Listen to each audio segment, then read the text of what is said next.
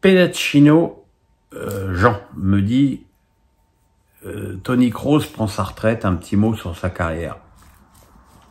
Une carrière sublime pour un joueur sublime, un joueur qui ne faisait pas dans le clinquant, mais qui était à la fois travailleur et créatif au niveau de ses passes.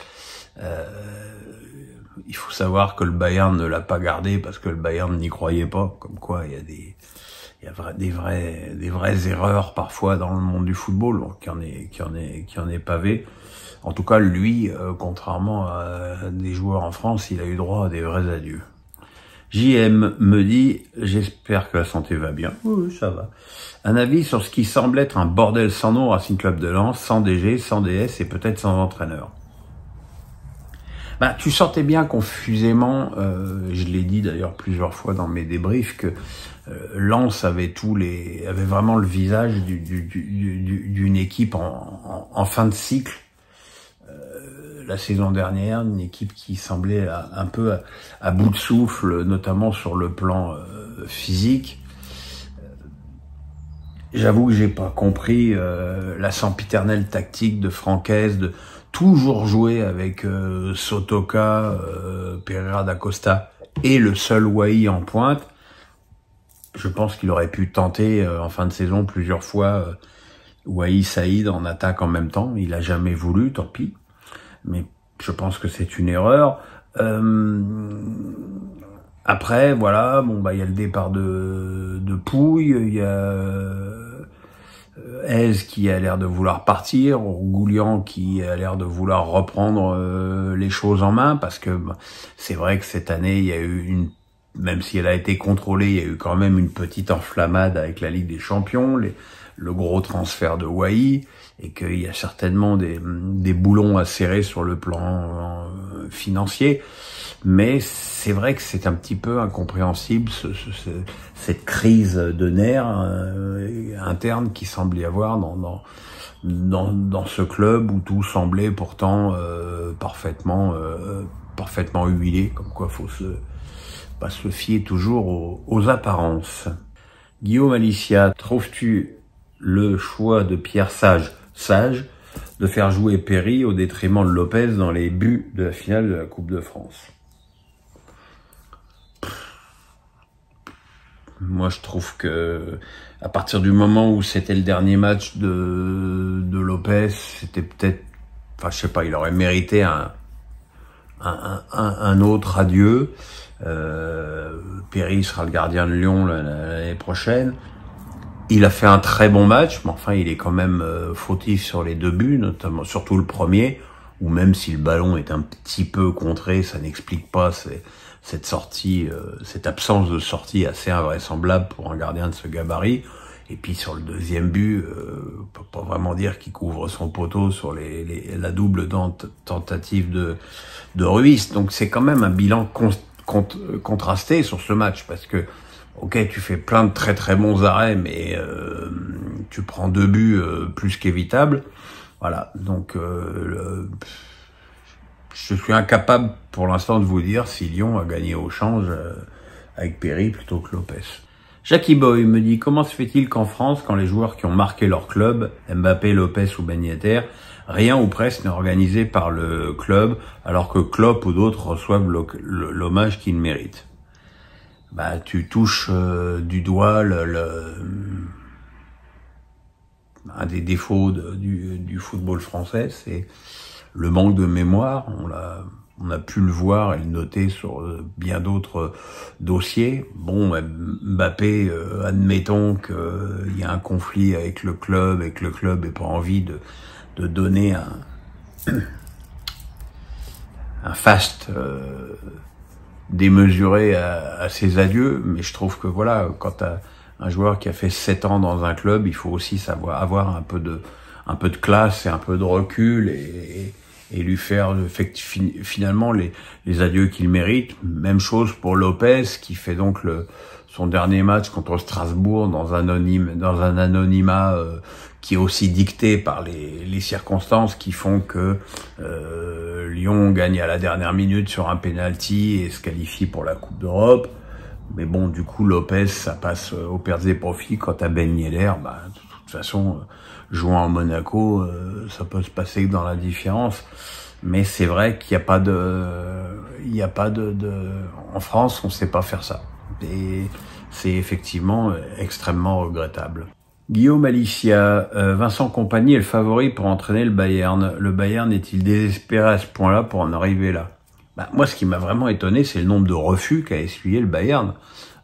Parce que bon, c'est quand même un très grand club européen qui peut prétendre tous les ans à la victoire en Ligue des Champions. Et là, on a l'impression qu'il y a plein d'entraîneurs qui veulent pas, qui veulent pas y aller ou qui ont peur d'y aller, parce que c'est vrai que c'est un club qui est dirigé par des glorieux anciens, mais c'est vrai que les glorieux anciens, plus ceux qui n'ont pas de pouvoir au club, enfin, ils la ramènent beaucoup et ils ne facilitent pas la tâche de ceux qui sont en place. Donc, oui. Après, Vincent Kompany, il est tombé avec un club très moyen en première ligue. Je rappelle que Arsène Wenger a été relégué avec Nancy. Donc, parfois, la qualité d'un entraîneur ne se juge pas non plus au résultat de son équipe.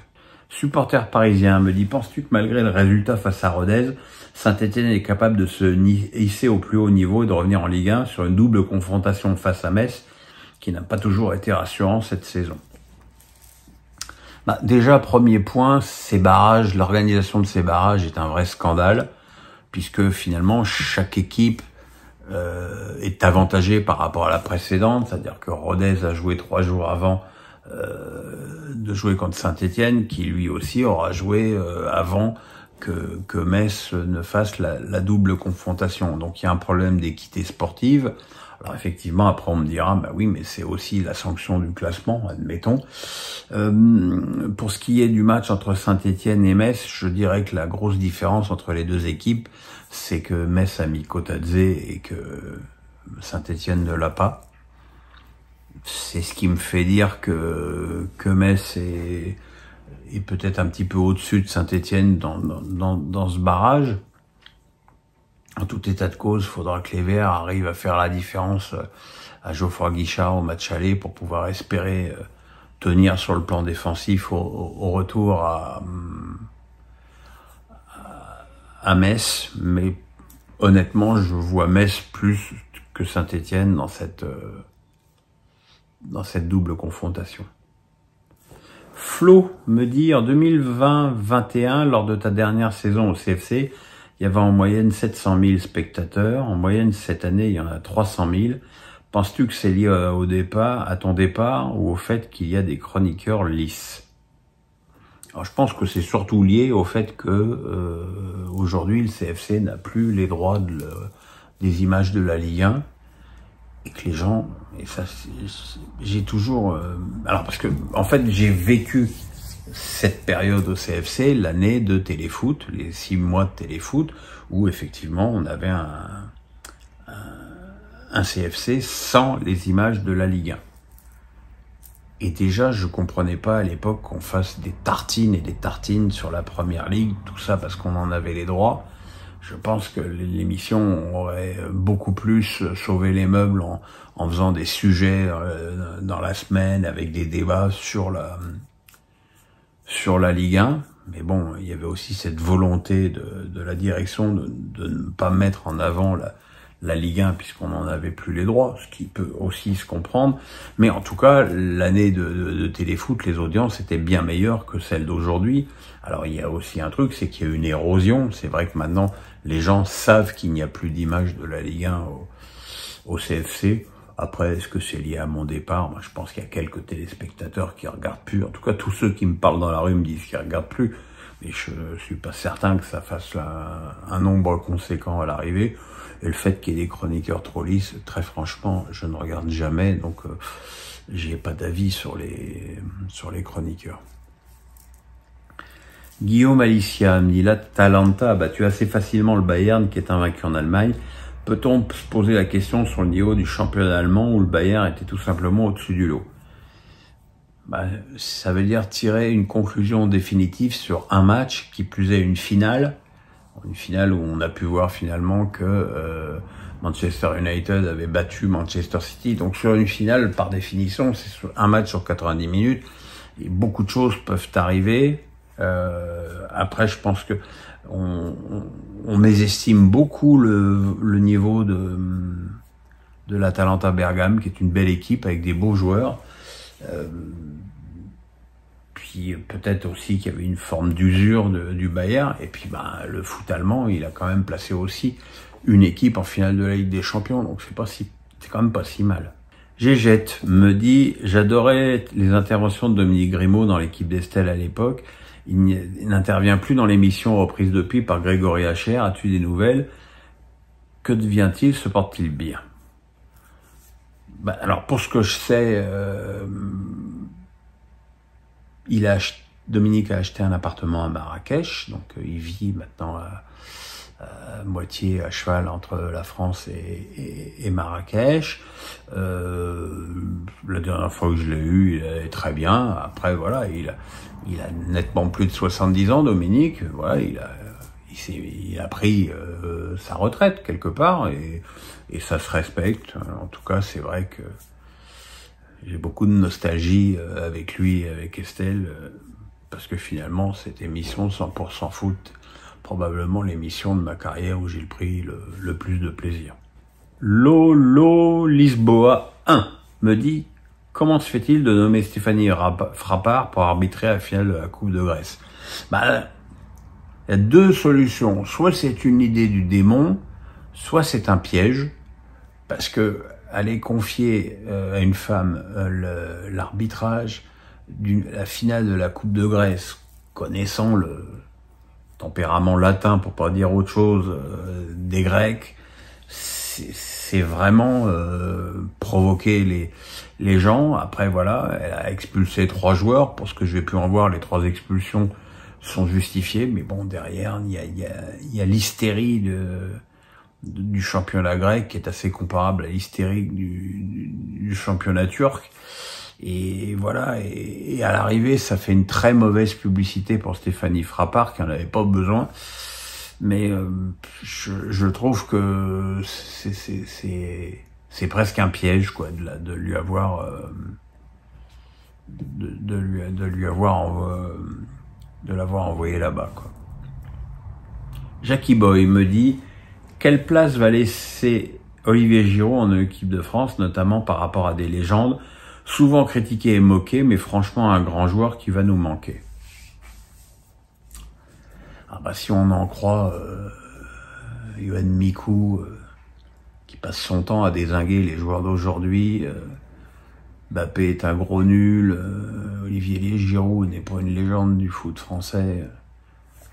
Quand on se souvient de son rendement en équipe de France, on a juste envie de lui dire de la fermer, mais bon, qu'est-ce que vous voulez que je vous dise? Olivier Giroud, moi ce qui m'a gêné, c'est qu'à une époque, il soit tout le temps appelé en équipe de France alors qu'il jouait pas en club. Je trouvais ça injuste par rapport aux autres attaquants qui performaient en championnat. Sur la durée, effectivement, Didier Deschamps a eu raison de lui conserver sa confiance. Alors ça n'a pas été linéaire, hein. Effectivement, le retour de Benzema à l'Euro l'a mis en dehors de l'équipe, même s'il était sélectionné. Il a quand même fait une Coupe du Monde, il a quand même fait le champion du monde 2018 sans mettre un but. Il a été bien meilleur à la dernière Coupe du Monde. Il est, c'est vrai, recordman des buts, mais il a quand même pas marqué.